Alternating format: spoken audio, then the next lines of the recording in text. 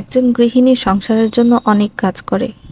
ঘর পরিষ্কার করে, ঘর মোছে, রান্না করে, ছেলেমেয়ে লালন পালন করে, থালাবাটি ধোয়, বাথরুম পর্যন্ত পরিষ্কার করে।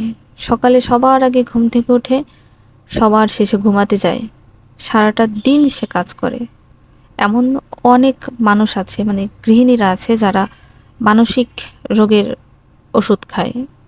তারা মানসিকভাবে এতটাই বিপর্যস্ত যে তারা স্বাভাবিকভাবে জীবনযাপন করতে পারে না। তারা মানসিক রোগের ওষুধ খেয়ে তারপরে কাজকর্ম করে সংসারে। কিন্তু তারপরেও আমাদের দিন শেষে কি শুনতে হয়? তুমি সারাদিন কি করো? তুমি সারাদিন কি করো? সব কাজ করার পরেও আমি সারাদিন কি করি সেটা আমার শুনতে হয়। তাও টিটকারি মেরে বলে, তুমি সারাদিন কি এমন করো? এটা কোনো কাজ? এটা কোনো কাজের মধ্যে পড়ে? তোমার কাজের বিনিময়ে অর্থ আসছে সংসারে, আমার কাজের বিনিময়ে অর্থ আসছে না বলে আমার কাজটাকে তুমি অবমূল্যায়ন করবে, সেটা তো হবে না।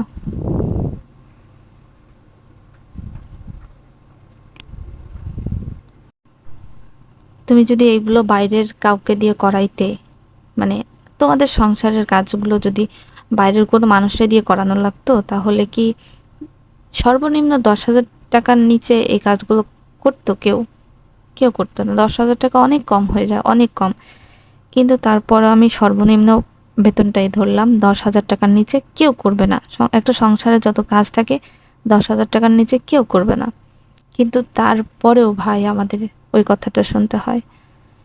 এজন্য আমি বলবো, তোমার যদি বাইরে গিয়ে কাজ করার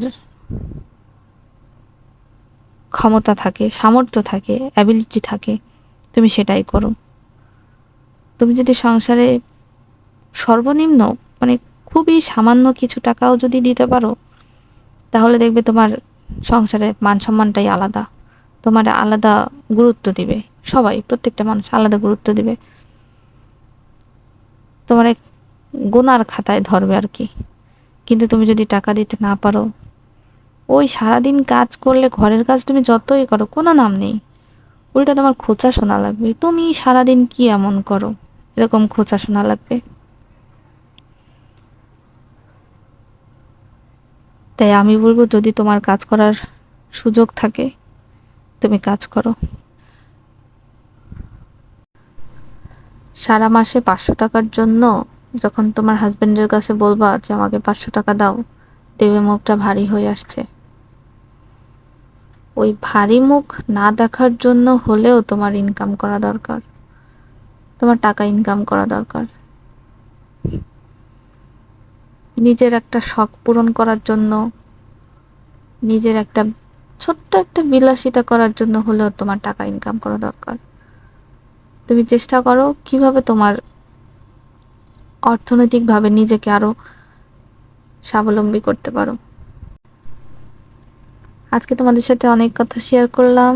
এতক্ষণ আমার ভিডিওটি দেখার জন্য ধন্যবাদ। ভালো থাকবে সবাই।